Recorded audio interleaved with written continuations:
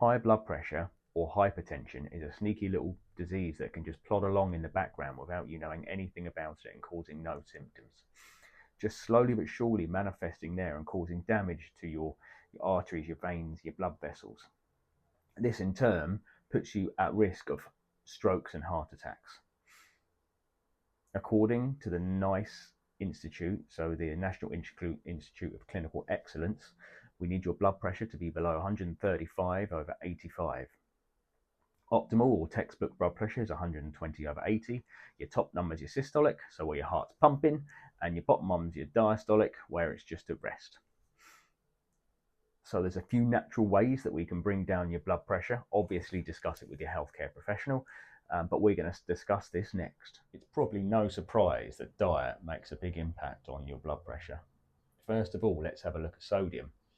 So there was a big meta-analysis, so one of the best studies you can do, that brought in 85 studies and found that there's a correlation between increasing your sodium, which increases your blood pressure.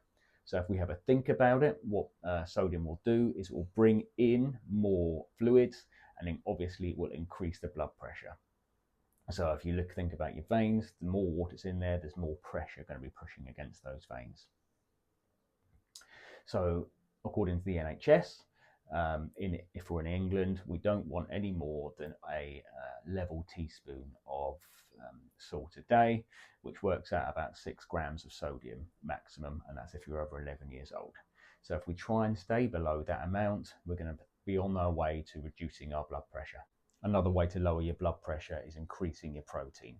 There was a study done over 11 years that showed if you've got an increased amount of protein, it reduces your risk of hypertension or high blood pressure by 40%.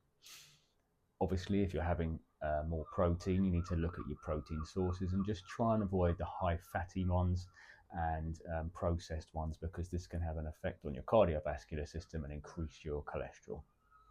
Another thing to look at, which you can add into your diet, which is nice and easy, is potassium.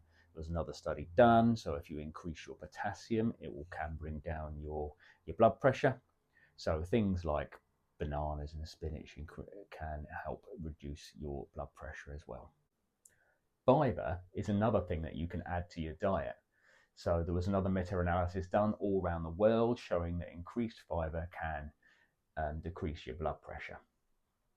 So when you have these soluble fibers, it releases a chemical to help relax all those blood vessels, which lowers your blood pressure in turn.